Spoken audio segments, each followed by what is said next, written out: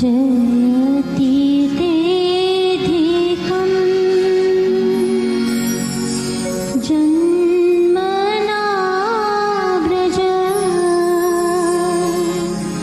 शयत इन्दिरा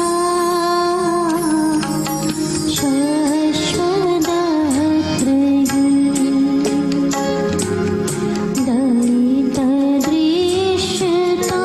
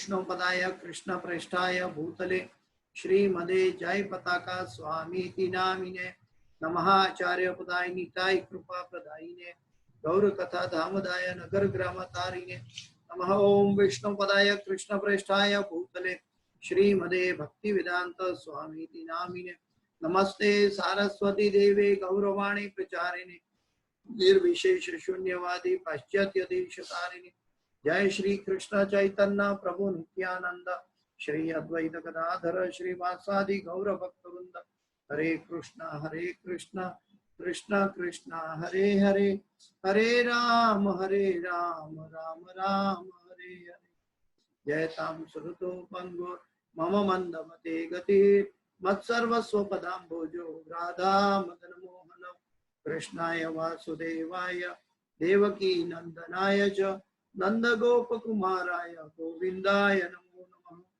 नमः पंकजनाभाय नमः पंकजमालिने नमः पंकजनेत्राय नमस्ते पंकजाङ्घ्रि। ओम अज्ञानतिमिरान्धस्य ज्ञानाञ्जनशलाकया चक्षुरुन्मीलितं येन तस्मै श्री गुरुवे नमः। श्री चैतन्य मनोभीष्टं स्थापितं येन भूतले स्वयं रूप गदा मह्यदादि स्वपदान्तिकम् वंदे अहम श्री गुरु श्री उतापद कमलम श्री गुरु वैष्णवांश श्री रूपम साग्रजातम सहगणा रघुनाथान्वितम तम सजीवम साद्वैतम सावधूतम परिजन सहितम कृष्ण चैतन्य देव श्री राधा कृष्ण पादाम सहगणा ललिता श्री विशाखान्विता। हे कृष्ण करुणा सिंधु दीनबंधो जगतपते गोपेश गोपिका कांत राधा कांत नमोस्तुते तप्त कांचन गौरांगी राधे वृंदावनेश्वरी वृषभानुसुते देवी प्रणमामि हरिप्रिये वाञ्छाकल्पतरुभ्यश्च कृपा सिन्धुभ्य एव च पतितानां पावनेभ्यो वैष्णवेभ्यो नमो नमः। श्री कृष्ण चैतन्य प्रभु नित्यानंद श्री अद्वैत गदाधर श्रीवासादि गौर भक्तवृंद हरे कृष्ण कृष्ण कृष्ण हरे हरे हरे राम राम राम हरे हरे। ओम नमो भगवते वासुदेवाय ओम नमो भगवते वासुदेवाय ओम नमो भगवते वासुदेवाय नारायणं नमस्कृत्यं नरं चैव नरोत्तमं देवीं सरस्वतीं व्यासं ततो जयं मुदीरये नष्टप्रायेषु अभद्रेषु नित्यं भागवत सेवया भगवते उत्तम श्लोके भक्तिर्भवति नैष्ठकी। गुरु महाराज के आदेश के अंतर्गत ये भगवत गीता की इस कक्षा को हम आगे लेके जा रहे हैं। श्री चैतन्य महाप्रभु ने भी कहा है कि जारे देखो तारे कहो कृष्ण उपदेश प्रति घरे घरे जाई मांगो भिक्षा करो कृष्ण शिक्षा। हमारे आज्ञाएं होइए तारे ही देश जारे देखो तारे कहो कृष्ण उपदेश। तो ये श्री चैतन्य महाप्रभु की आज्ञा है, श्री गुरु महाराज की आज्ञा है और हमारे प्रिय भक्त मित्र गुरु भाई इस ग्रेस बाल गोपाल प्रभु जी की आज्ञा है कि आज हम इस भगवत गीता की इस कक्षा को आगे लेके जा रहे हैं। श्रीमद् भगवत गीता के 5वें अध्याय के 22वें श्लोक पे चर्चा करेंगे। आज 22 और 25वें श्लोक पे आज चर्चा होगी। 5वां अध्याय 22वां श्लोक। यही संस्पर्शजा भोगा दुख योनय एव ते आद्यन्तवन्त कौन्तेय न तेषु रमते बुधः। यही संस्पर्शजा भोगा दुख योनय एव ते आद्यन्तवन्त कौन्तेय न तेषु रमते बुधः। यही संस्पर्शजा भोगा दुःखयोनय एव ते आद्यन्तवन्त कौन्तेय न तेषु रमते बुधः। अनुवाद अनुवाद और तात्पर्य बाय एसी भक्तिवेदांत स्वामी शिल प्रभुपाद महाराज की जय। बुद्धिमान मनुष्य दुख के कारणों में भाग नहीं लेता, जो कि भौतिक इंद्रियों के संसर्ग से उत्पन्न होते हैं। हे कुंती पुत्र, ऐसे भोगों का आदि तथा अंत होता है, अतः चतुर व्यक्ति उनमें आनंद नहीं लेता। मैं फिर से अनुवाद दोहराता हूं। बुद्धिमान मनुष्य दुख के कारणों में भाग नहीं लेता, जो कि भौतिक इंद्रियों के संसर्ग से उत्पन्न होते हैं। हे कुंती पुत्र, ऐसे भोगों का आदि तथा अंत होता है, अतः चतुर व्यक्ति उनमें आनंद नहीं लेता। तो ये भगवान अभी अर्जुन को कह रहे हैं कि हमें दुख से कैसे बाहर निकलना है। अर्जुन के माध्यम के द्वारा हम सबको बता रहे हैं कि दुख से कैसे बाहर निकाला जाए। श्रीमद् भगवत गीता में ये जो 5वां अध्याय चल रहा है, यहाँ ब्रह्म की प्राप्ति के आसपास की बात चल रही है। उसके बाद दूसरा विषय है परमात्मा की प्राप्ति, और उनके बाद जो अल्टीमेट सब्जेक्ट मैटर है वो है भगवान की प्रेममयी दिव्य भक्ति, भगवान की प्रेममयी दिव्य सेवा। तो ये 3 हिस्से में हम समझ सकते हैं। तो ये जो पहला हिस्सा है, इसके अंदर ब्रह्म की अनुभूति के अंतर्गत ये सभी सूचनाएं भगवान अर्जुन को इंगित कर रहे हैं। एक्चुअली अर्जुन को माध्यम बना के हम सब के लिए बता रहे हैं। तो यहाँ पे आज तात्पर्य में प्रभुपाद जी का तात्पर्य में पढ़ते हैं आगे। तात्पर्य में इसी भक्ति वेदांत स्वामी शिल प्रभुपाद महाराज की जय। तात्पर्य, भौतिक इंद्रिय सुख उन व्यक्तियों के स्पर्श से उद्भूत है जो नाशवन है, क्योंकि शरीर स्वयं नाशवन है। मुक्तात्मा किसी नाशवन वस्तु में रुचि नहीं रखता। दिव्य आनंद के सुखों में से भली भांति अवगत वह भला मिथ्या सुख के लिए क्यों सहमत होगा। पद्म पुराण में कहा गया है, रमन्ते योगिनोन्ते नन्ते सत्यानंदे चिदात्मनि इति राम पदे नासौ परम ब्रह्मा विधीयते। योगी जन परम सत्य में रमण करते हुए अनंत दिव्य सुख प्राप्त करते हैं, इसीलिए परम सत्य को भी राम कहा जाता है, जिसमें रमण करते हैं। श्रीमद् भागवत में 5.5.1 में भी कहा गया है, नायम देहो देह भाजाम नृलोके कष्टान कामान हरते विभुंजांग ये तपो दिव्यम पुत्र काम ये न सत्वम शुद्ध ये यस्मात् ब्रह्म सौख्यम त्वंतम।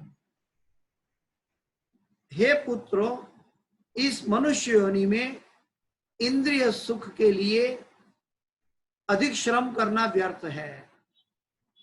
ऐसा सुख तो सुकरों को भी प्राप्य है। इसकी अपेक्षा तुम्हें इस जीवन में तप करना चाहिए, जिससे तुम्हारा जीवन पवित्र हो जाए और तुम असीम दिव्य सुख प्राप्त कर सको।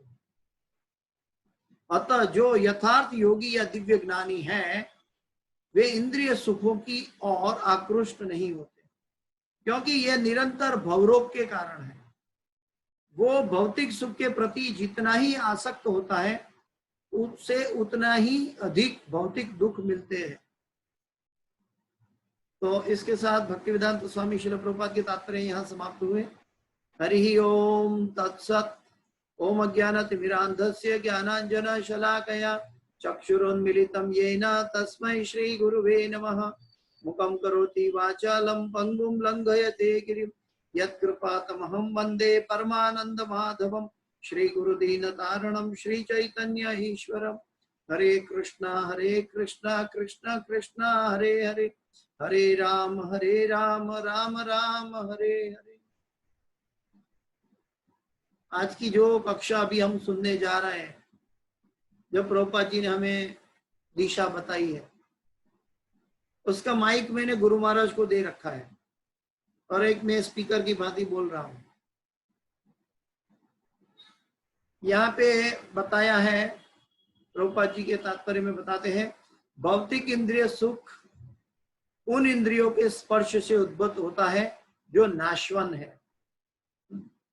आपने कभी अपनी कमाई हुई संपत्ति कोई ऐसी बैंक में रखेंगे जो बैंक फ्रॉड होने वाली है? अगर आपको पता हो कि कोई एक बैंक फ्रॉड होने वाली है, उसमें वो रातों रात बैंक करप्ट हो जाएगा और रातों रात वो चली जाएगी, वो अचानक चली जाएगी, वो कभी बोल नहीं सकता कब चली जाएगी। ऐसी बैंक में आप 1% अगर पैसा ज्यादा इंटरेस्ट मिलता है तो भी क्या आप अपनी संपत्ति, कमाई हुई धन दौलत उसमें रखना चाहोगे? कभी नहीं। क्यों? क्योंकि भौतिक संपत्ति हमने बड़े मेहनत से कर्म करके कर्म फल के रूप में हमें मिली है, और वो कर्म फल हमने कोई एक जगह में उसका जो ब्याज, उसका कर्म फल प्राप्त करने के लिए अगर हम कोई ऐसी बैंक में हमारी धन संपत्ति रखते हैं कि जो बैंक रातों रात चली जाने वाली है, कब जाएगी कोई बोल नहीं सकता, तो ऐसी संपत्ति रखना एक मूर्खता होगी, वो एक गलत अंदाज है, एक मृगजल है, मृगजल की तृष्णा है, जहां हम रण के अंदर पानी देख रहे हैं। वो 1% या 2% इंटरेस्ट ब्याज का दर ज्यादा देने के बावजूद भी वो विश्वास लायक नहीं है। दूसरे शब्दों में देखें तो इस भौतिक जगत में सभी कुछ परिवर्तनशील है और सभी कुछ नाशवान है। इसीलिए सभी नाशवान के अंदर हम किसका विश्वास करें? कोई कब क्या था, क्या है और क्या रहेगा और कब चला जाएगा, इसका कोई भरोसा नहीं। तो ऐसी अवस्था में हमें बुद्धिमानी ये कहती है, भगवान कहते हैं कि वो इंद्रियों के भोग के विषयों में अपना आसक्ति नहीं लगाता। हमारे अंदर की बात करें तो हमारा शरीर का सबसे निचला हिस्सा है जो काम शास्त्र कहलाता है। काम शास्त्र, उसके ऊपर जो एक हिस्सा है जहां हमारा पेट है, बेली है, उसको अर्थशास्त्र कहते हैं। वो बेली भरने के लिए हम पैसा कमाते हैं, अर्थशास्त्र।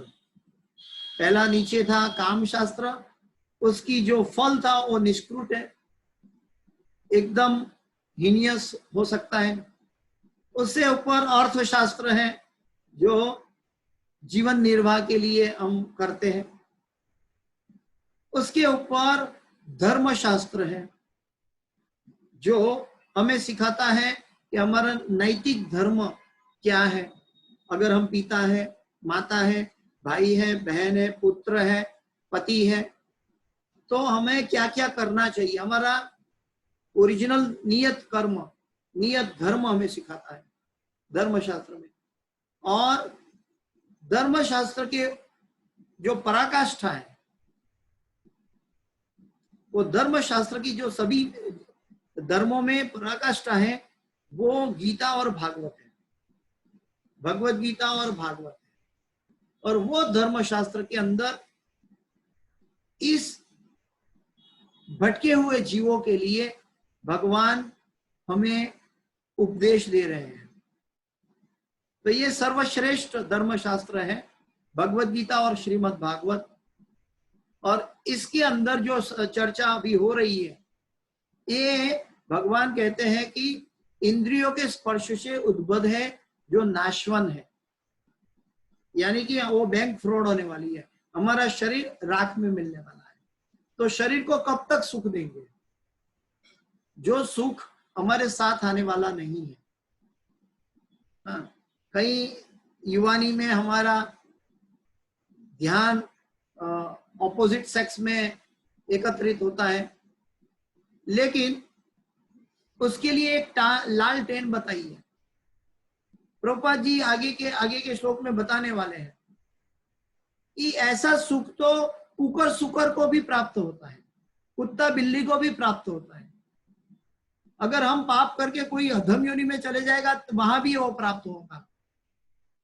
तो ऐसा सुख के लिए इतना उत्तम मनुष्य जीवन क्यों बिगाड़ दे? मनुष्य जीवन मिला है अथतो ब्रह्म जिज्ञासा, वो ब्रह्म की जिज्ञासा के लिए मिला है। वो मैं कहां से आया हूं, मैं कौन हूं, कहां से आया हूं, कहां जा रहा हूं, किसके न जानते हुए भी मेरे अंदर क्या क्या कमियां आती है, बुढ़ापा आता है और मृत्यु आती है, जन्म मृत्यु जरा व्याधि। तो ये दोष है जो हमारा ओरिजिनल रोग है, भवरोग, वो रोग में से परमानेंट इलाज करने के लिए ये मनुष्य जन्म मिला है। तो वो मनुष्य जन्म में अगर हम कुकर सुकर की भांति अगर हम इंद्रिय सुख में पड़े रहेंगे तो हमारा जैसा मूर्ख कोई नहीं होगा। प्रभुपाद जी कहते हैं मुक्तात्मा किसी नाशवन वस्तु में रुचि नहीं रखता।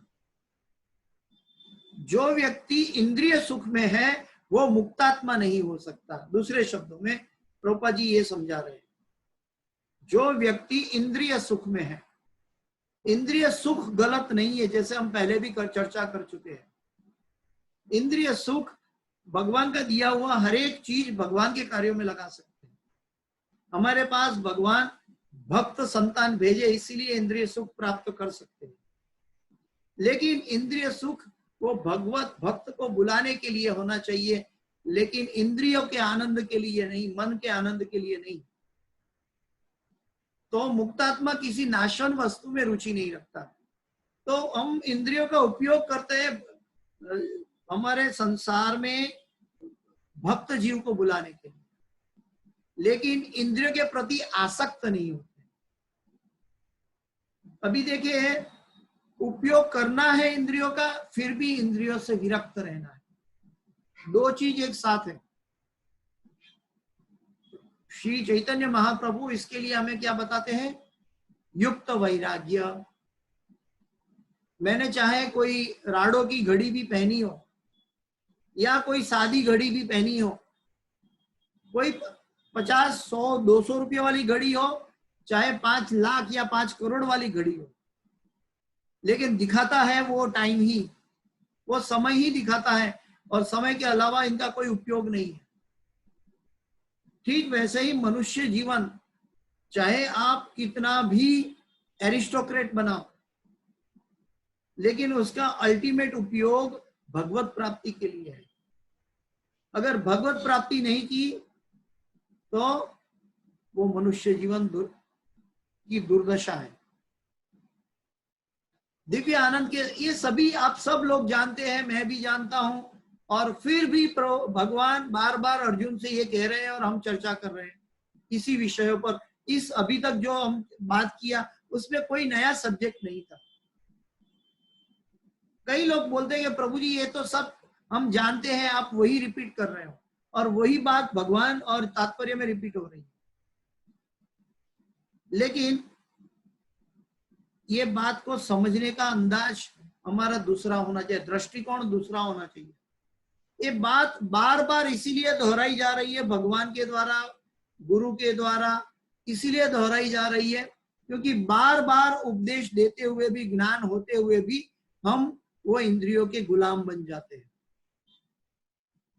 तो वो गुलाम, कल हमने समझो एक एग्जाम्पल है कि कल हम इंद्रियों के गुलाम बन गए तो हम बाद में हमें पछतावा हुआ, हमने भगवान से प्रार्थना की कि अभी इंद्रियों के गुलाम नहीं बनेंगे, और फिर 2 दिन 4 दिन 1 महीना के बाद फिर से गुलाम बन गए। तो ये हमारा जो जब तक कल्मश है हमारे शरीर का, मन का, तब तक ये दुर्दशा होती है।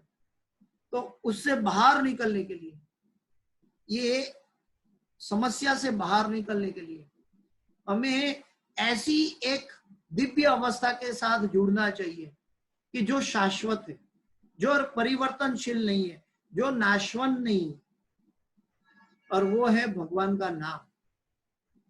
दिव्य आनंद के सुखों से भली भांति अवगत वो भला मिथ्या सुख के लिए क्यों सहमत होगा। योगी जन परम सत्य में रमण करते हुए अनंत दिव्य सुख प्राप्त करते हैं। देखें, एक 5 साल के बच्चे हो, 10 साल के बच्चे हो, उनको चॉकलेट खाने की इच्छा हो, उनको आइसक्रीम खाने की इच्छा हो, वो 10 साल के बच्चे को 100 रुपया हाथ में मिल जाए ना, तो खुश होके दौड़ के आइसक्रीम खाने की सोच लगाता है या मिठाई खाने की सोच लगाता है, और उनका लक्ष्य 100 रुपया है और 100 रुपया में वो आनंद उठा लेता है। कुछ बड़ा होने के बाद अगर 30 साल का 35 साल का हो गया, सांसारिक जिम्मेदारी आ गई, उसके बाद अगर उसको 100 रुपया मिलेगा तो उसको आनंद आएगा? नहीं, वो सोचेगा 100 रुपया क्या हिसाब का, मुझे तो अभी 1 लाख रुपया चाहिए, क्योंकि महंगाई इतनी है, परिवार का भरण पोषण करना है, कुछ मेरी आनंद के लिए मुझे इसका उपयोग करना है। तो वो उसकी दिशा जो है वो 100 रुपये से लेके 1 लाख रुपये तक चली गई। पता नहीं कलयुग में तो लोग मानवी इसकी अनंत सीमा तक जाते हैं, लेकिन वो अनंत सीमा कहाँ है, वो इस पद्म पुराण में कहा गया है। रमन्ते योगिनो नन्ते सत्यानंदे चिदात्मनि इति राम पदेना सौ परम ब्रह्मा विधीयते। योगी जन परम सत्य में रमण करते हुए अनंत दिव्य सुख प्राप्त करते हैं, अनंत, अनलिमिटेड। हम सब जन्म से लेके मृत्यु तक आनंद की खोज में, सुख की खोज में है। जन्म से बच्चा भूखा है तो माँ के पास जब खाना मिल जाता है तो उसको आनंद मिल जाता है। वो जन्म से लेके, वो बच्चा से लेके मृत्यु की अंतिम क्षण तक हमारे अंदर एक ही दृष्टिकोण रहता है कि हम हर चीज जो भी देखते हैं इस संसार में, चाहे ऑपोजिट सेक्स हो, चाहे धन दौलत हो, चाहे संपत्ति हो, चाहे भगवान हो, चाहे कोई भी व्यक्ति से हमारा रिश्ता हो, तो उसमें हमें क्या लाभ होगा, हमें क्या सुख प्राप्त होगा, वही ढूंढते रहते हैं।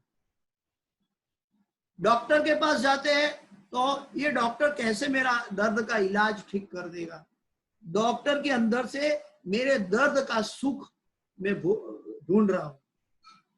तो हम सब जन्म से लेके मृत्यु की यात्रा में पूरे सुख की पीछे मृगजल तृष्णा की भांति भागते रहते हैं, लेकिन वो सुख जो है वो शाश्वत है, जो पदम हर एक पद पर बढ़ता जाता है। वयम तु न वित्रुप्याम उत्तम श्लोक विक्रमे यश शृण्वता रस ज्ञानम स्वादु स्वादु पदे पदे। श्रीमद् भागवत में कहा गया है, वयम तु न वित्रुप्याम, उत्तम श्लोक विक्रमे। भगवान श्री कृष्ण का एक नाम है उत्तम श्लोक, उत्तम श्लोक विक्रमे यश शृण्वता रस ज्ञानम, वो रसराज कृष्ण का रस ज्ञान, यश शृण्वता रस ज्ञानम स्वादु स्वादु पदे पदे, वो हर एक बाइट में आनंद बढ़ाता जाएगा। आनंदम बुद्धिवर्धनम प्रतिपदम पूर्णामृता स्वादनम। तो जो आनंद सब हर एक बाइट में बढ़ता जाता है वो आध्यात्मिक सुख है। और हर एक बाइट में अगर हम उसको देखते हैं कि हम भगवान की कथा सुन रहे हैं, भगवान की लीलाओं की चर्चा सुन रहे हैं, भक्तों के बीच में है, लेकिन मुझे वो रस प्रदान नहीं हो रहा है, तो ये मेरी अपनी अलग पोजीशन है, अपनी दुर्दशा है।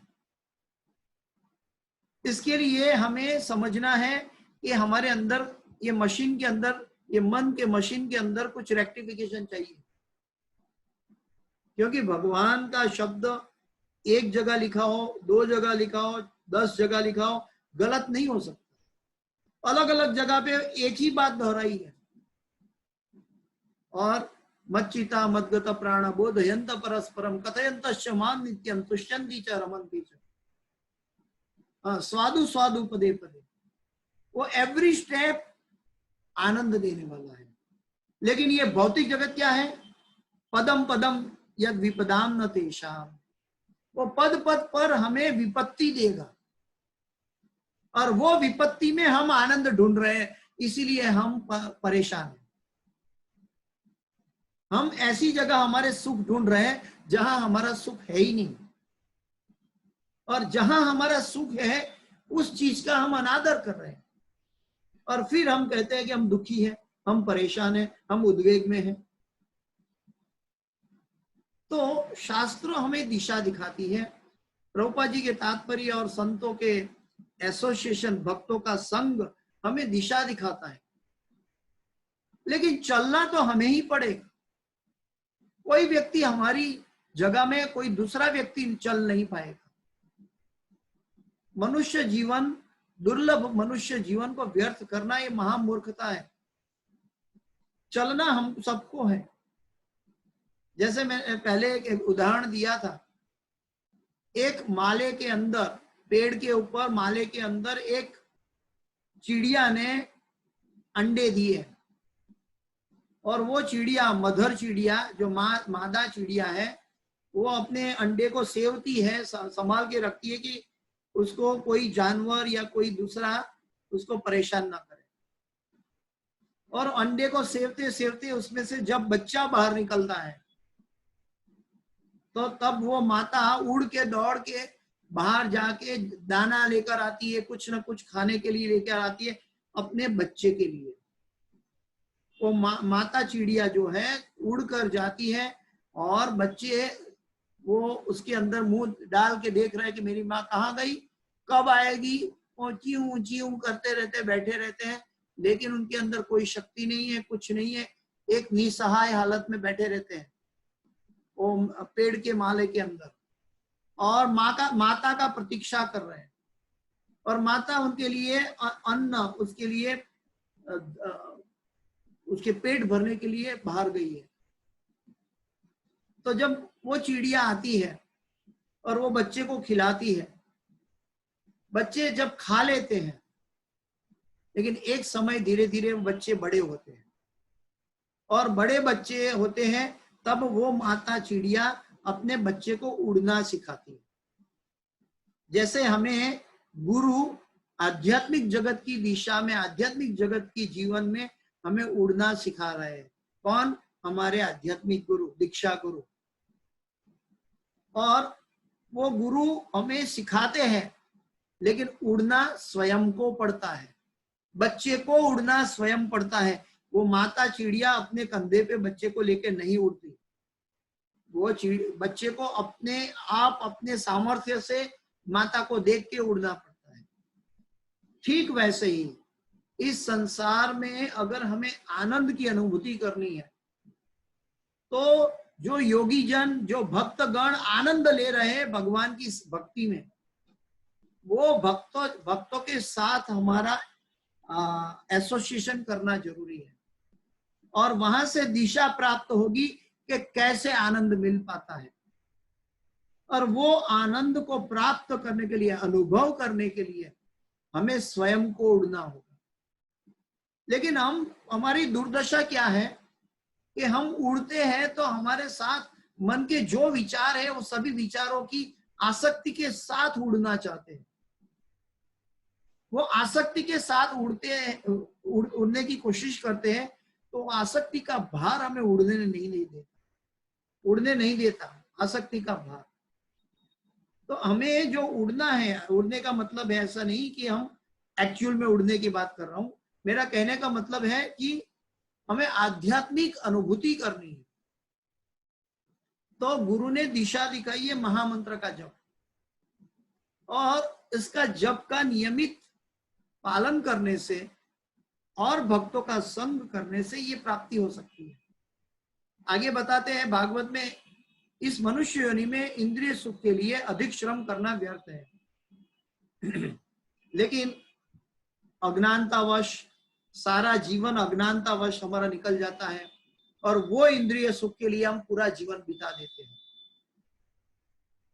पहले हमने देखा था कि 75 साल की आयु होती है, 75 ईयर्स अप्रोक्सीमेटली कलयुग में। उसका 3 हिस्सा कर लो, 25 साल हो जाता है। 24 घंटे का दिन है, उसका 3 हिस्सा कर लो, 8 घंटा हो जाता है। अगर हम 8 घंटा सो जाते हैं तो 25 साल सो गए। अगर हम 8 घंटा नौकरी करते हैं, पेट के लिए, अर्थशास्त्र कमाने के लिए जाते हैं, तो और 25 साल उसमें चला गया। तो 75 साल में से 50 साल चला गया, रह गया 25 साल। वो 25 साल के अंदर 12-15 साल तक तो हम नादानियत और बचपना में घुमा देते हैं। तब हमें पता ही नहीं है कि जीवन का लक्ष्य क्या होना चाहिए, जीवन कैसे व्यतीत करना चाहिए, ब्रह्मचर्य क्या है, जीवन का उद्देश्य क्या है, कुछ पता नहीं है। हम आजकल के कलयुग के मानवी को देख के उड़ने की कोशिश करते हैं, जो एक दुर्भाग्य वश हमारी दुर्दशा है। और 12-15 साल के बाद जैसे हमारी इंद्रिय काम करने लगती है, तो हम इंद्रियों के गुलाम बन जाते हैं, और उस इंद्रिय के गुलाम के अंदर हम अपना संसार बनाना चाहते हैं। संसार तो बना लिया, कोई गलत नहीं है, लेकिन उसमें इतने आसक्त हो जाते हैं कि जो जीवन का लक्ष्य है, 25 साल 8 घंटा सोने में चला गया, 25 साल चला गया, 8 घंटा कमाने में चला गया, 25 साल कमाने में चला गया, 12-15 साल हमारी बचपना में चला गया, रह गया 10 साल उसके अंदर इंद्रिय सुख में चला गया। तो भगवत भक्ति हुई कहां? कुछ 5-10 मिनट हम भगवान के सर में हाथ जोड़ते हैं, या तो 2 घंटा हम महामंत्र का जाप कर लेते हैं और हम बोलते हैं हम भक्त हैं। क्या हम हमारे जीवन का लक्ष्य भक्त बनने की चेष्टा है, इसके अंदर दृढ़ता और निष्ठा है? तो इंद्रिय सुख के लिए अधिक श्रम करना व्यर्थ है। प्रभुपाद जी कहते हैं ऐसा सुख तो सुकरों को भी प्राप्त है, इसकी अपेक्षा तुम्हें जीवन में तप करना चाहिए। तप क्यों करना चाहिए? क्योंकि तप हमें पवित्र बनाता है। Holiness is next to godliness.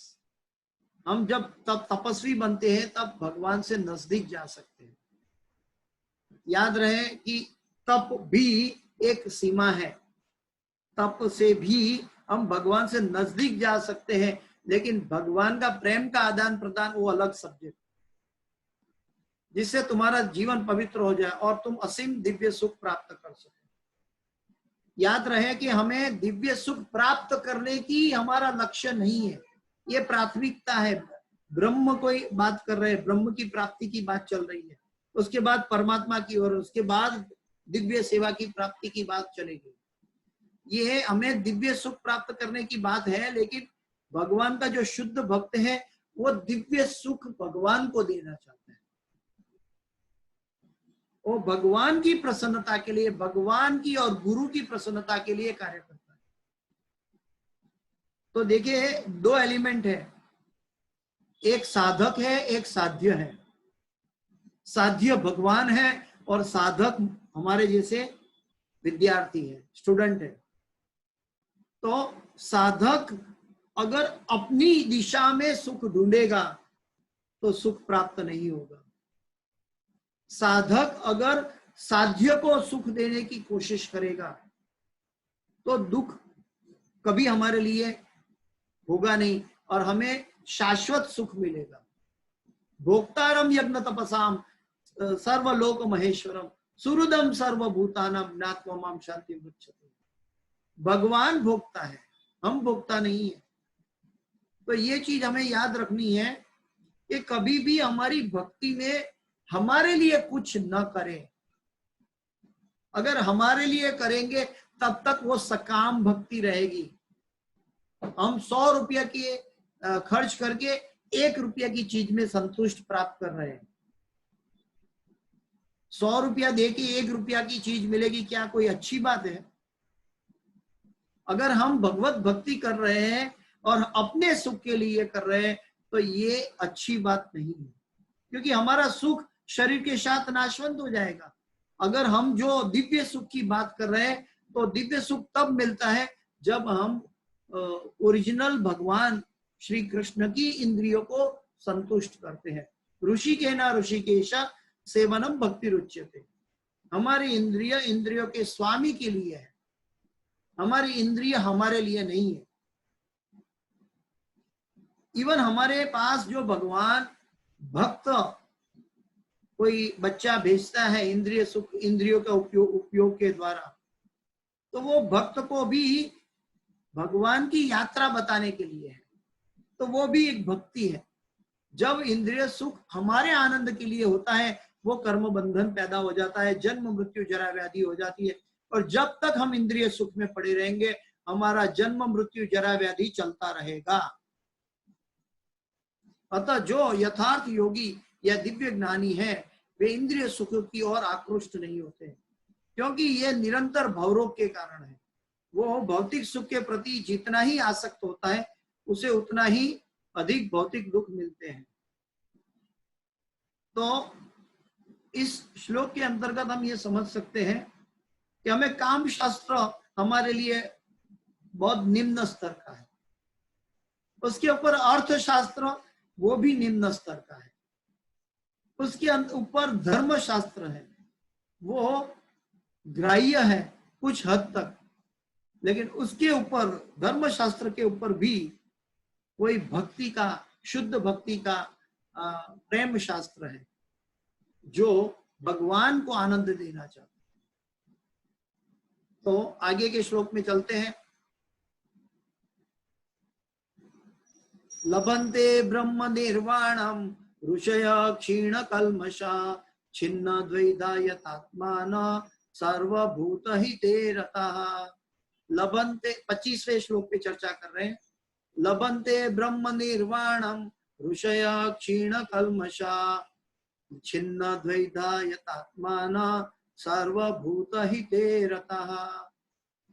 अनुवाद, जो लोग संशय से उत्पन्न होने वाले द्वैत से परे हैं, जिनके मन आत्म साक्षात्कार में रत है, जो समस्त जीवों के कल्याण कार्य करने में सदैव व्यस्त रहते हैं और जो समस्त पापों से रहित हैं, वे ब्रह्म निर्वाण मुक्ति को लाभ प्राप्त होते हैं। मैं फिर से अनुवाद पढ़ता हूं। जो लोग संशय से उत्पन्न होने वाले, संशय से मतलब संशय जिसके पास है वो उसका विनाश होता है, लेकिन संशय क्या लेकर आता है? ड्युअलिटी, द्वैत। हाँ, ड्युअलिटी लेके आता है, ये सही है या वो सही है। जीवन में हमारे अंदर बहुत ड्युअलिटीज रहती है, इवन धर्म के बारे में, इवन भक्ति के बारे में बहुत ड्युअलिटी रहती है, लेकिन वो संशय है इसीलिए ड्युअलिटी है। लेकिन ड्युअलिटी कब जाती है? तेषां त्वन्तगतं पापम जनानां पुण्य कर्मणां ते द्वंद्व मोह निर्मुक्ता भजन्ते मां दृढ़व्रता। द्वंद्व मोह निर्मुक्ता, वो ड्युअलिटी से मुक्त हो जाता है। भजन्ते मां दृढ़व्रता, वो दृढ़ व्रत से मेरी भक्ति करता है। कौन? तेषां त्वन्तगतं पापम, जिसका पाप का विनाश हो चुका है वो। तो जब तक हमारे अंदर पाप है तब तक संशय रहते हैं, तब तक ड्युअलिटी रहते हैं, और जब ऐसी ड्युअलिटी की दुर्दशा है तब हमें साधु गुरु और शास्त्र का प्रमाण का उपयोग करके चलना चाहिए। जब तक हम कोई रातों रात पाप रहित नहीं हो सकता, हमारे अनेक जन्मों के पाप हो सकते हैं। इसीलिए पापों से बाहर निकलने के लिए हमें साधु गुरु और शास्त्र का आश्रय लेना चाहिए, जिनके मन आत्म साक्षात्कार में रत है। आत्म साक्षात्कार यानी कि शरीर में रत नहीं है, आत्मा में रत है, वो आत्म साक्षात्कार में रत है, जो समस्त जीवों के कल्याण करने में सदैव व्यस्त रहते हैं। तव कथामृतम तप्त जीवनम कविभिरीडितम कल्मषापहम श्रवण मंगलम श्रीमदाततं भुवि गृह्णन्ति ये भूरिदा जना, भुवि गृह्णन्ति ये भूरिदा जना। सर्वश्रेष्ठ भक्तगण गोपी भी यही कह रही है कि बुद्धिमान मनुष्य वो है जो भगवान की महिमा हर एक जीव तक पहुंचाता है। यहाँ पे इस अनुवाद में क्या कहते हैं कि जिसके मन आत्म साक्षात्कार में रत है, जो कृष्णा कॉन्शियस या सेल्फ रियलाइज सोल है, वो व्यक्ति क्या करता है, उसके लक्षण क्या है, जो समस्त जीवों के कल्याण का कार्य करने में सदैव व्यस्त रहते हैं। प्रभुपाद जी ने अंतरराष्ट्रीय कृष्ण भावनामृत संघ कुछ ऐसा ही बनाया है हम सब के लिए, कि हमारे पास हर एक कार्य के लिए, हर एक इच्छा के लिए कृष्णा कॉन्शियस कार्य हमारे साथ उपलब्ध है। अगर हम भगवान के लिए भोग बनाना चाहते हैं, अगर हम भगवान के लिए सेवा करना चाहते हैं, हम भगवान के वस्त्र बनाना चाहते हैं, हम भगवान के फुलहार बनाना चाहते हैं, हम भागवत की सेवा करना चाहता है, हम भागवत को सुनना चाहता है, हम भक्तों के संग में जाना चाहता है, हम ये दिव्य संदेश दूसरों तक लेकर जाना चाहता है, हम बुक डिस्ट्रीब्यूशन करना चाहता है, हम पद यात्रा करना चाहता है, कोई भी कार्य लगे रहो, सभी भक्तों के संग में लगे रहो, लेकिन वो कल्याण कार्य करने में सदैव व्यस्त रहते हैं। हम क्या करते हैं, हम व्यस्त नहीं है, याद रहे, हम पार्ट टाइम कर रहे हैं। यहाँ पे बोलते हैं वो कल्याण कार्य करने में सदैव व्यस्त रहते हैं। जैसे यहाँ पे हमारे ग्रुप में जो एग्जाम्पल दिया जा सकता है, तो वो हिज ग्रेस बाल गोपाल प्रभु जी का, वो व्यस्त रहते हैं कृष्णा कॉन्शियस कार्य में, जीवन उन्होंने समर्पित किया हुआ है। लेकिन हम सब पार्ट टाइम कर रहे हैं, याद रहे, हम व्यस्त नहीं है। हम कभी मंगला आरती करते हैं, कभी गुरु आरती करते हैं, कभी भागवत सुनते हैं, कभी भागवत बोलते हैं, तो सदैव व्यस्त रहते हैं। जो समस्त पापों से रहित है, जो समस्त पापों से रहित है।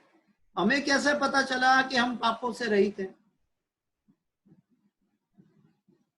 इसके लिए हमें क्या करना चाहिए? अगर हमारी निष्ठा साधु गुरु और शास्त्र में स्थापित हो जाती है, अगर हम साधु गुरु और शास्त्र के द्वारा हमारी निष्ठा प्रद है, तो ऑटोमेटिक हम समझ सकते हैं कि हमारा पापों का अंत हो रहा है, वे ब्रह्म निर्वाण मुक्ति को प्राप्त होते हैं। तात्पर्य में प्रभुपाद जी का देखते हैं।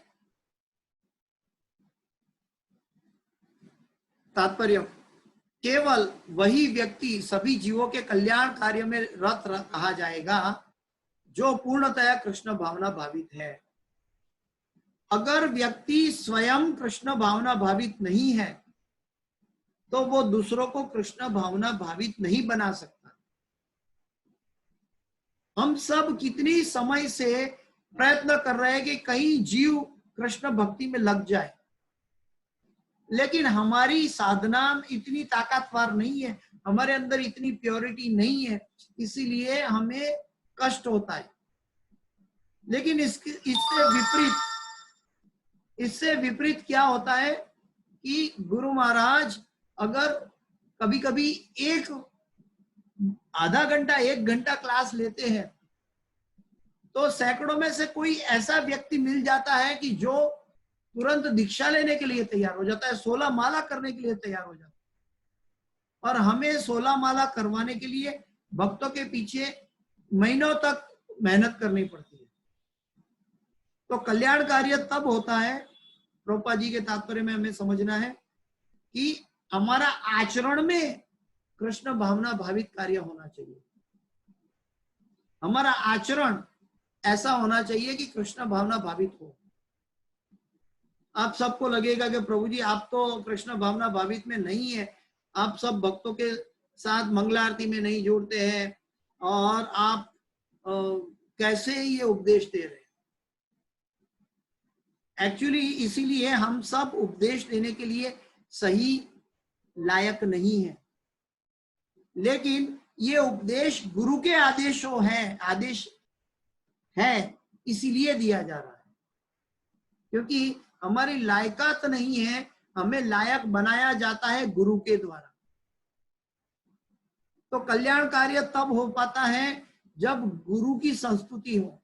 हम कृष्णा कॉन्शियस में 10 साल 20 साल चांटिंग करके अच्छे अच्छे लेक्चर लेते सुनते या आर्ग्यूमेंट करते या उसके अंदर सीरियस साधना करके हमारे अंदर एक छोटा सा क्षणिक मिथ्या अहंकार भी आ जाता है कि हम एडवांस हो रहे हैं। गुरु महाराज समझाता है, अगर दीक्षा लेने के बाद हम एक क्षण के लिए भी नहीं भूलना चाहिए कि हमारा जो भी आध्यात्मिक उन्नति हो रही है ये और कुछ नहीं, कृष्ण की और गुरु की कृपा है।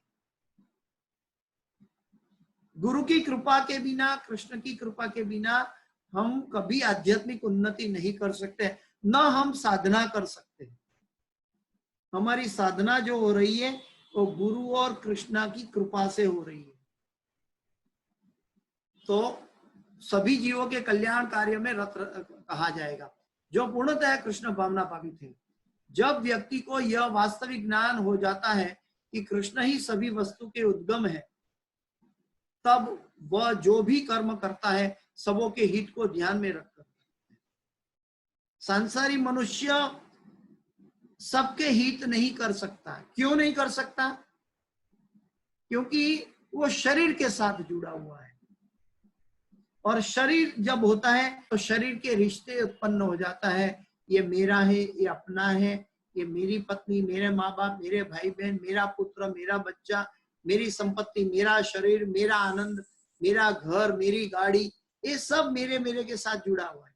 जब मेरे के साथ जुड़ा हुआ है तो इक्विलिब्रियम प्लेटफॉर्म पर नहीं जा सकता। इक्विलिब्रियम प्लेटफॉर्म पे तब जा सकते हैं सब हम भगवान के अंश हैं। ममे वांशो जीव लोके जीव भूत सनातन। तो जब हम सभी वस्तु के उद्गम भगवान से जोड़ते हैं तब हम सबके हित को ध्यान में रखकर कार्य करते हैं। परम भोक्ता, परम नियंता तथा परम सखा कृष्ण को भूल जाना मानवता के क्लेशों का कारण है। अगर हमारे जीवन में कोई समस्या है, कोई क्लेश है, चाहे वो मन में हो, परिवार के साथ हो, आर्थिक हो समस्या, सांसारिक हो समस्या, या मन की समस्या हो, भूतकाल की समस्या हो, भविष्य काल की चिंता हो, ये सभी समस्या क्यों होती है? क्योंकि हम भगवान को परम भोक्ता, परम नियंता और परम सखा कृष्ण को भूल जाते हैं। अतः समग्र मानवता के लिए कार्य करना सबसे बड़ा कल्याण कार्य है। यहाँ पे मानवता के लिए कल्याण कार्य करना है।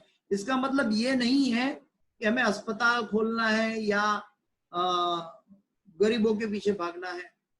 उनका अस्पताल खोलो तो जैसे भक्ति वेदांत हॉस्पिटल खुली है बॉम्बे में, तो जीवों की अंतिम कल्याण के लिए है। सभी रोग के व्यक्ति जाते हैं, सांसारिक लोग भी जाते हैं, लेकिन उनका उद्देश्य, हॉस्पिटल का उद्देश्य तो जीव का अंतिम कल्याणकारक दिशा में लेकर जाना है। अगर हम किसी को खाना खिलाते हैं तो कृष्ण प्रसाद खिलाते हैं। अगर हम किसी को कोई कार्य करने के लिए कहते हैं तो कृष्ण भावना भावित कार्य करने के लिए कहते हैं। ये चीज कृष्ण भावना भावित मनुष्य के हृदय में कृष्ण की सर्वोच्चता पर बिल्कुल संदेह नहीं रहता। वह इसलिए संदेह नहीं करता क्योंकि वह समस्त पापों से रहित होता है। मैंने कहा समस्त पापों से रहित तब होता है जब हमें साधु, गुरु और शास्त्र पर निष्ठा होती है।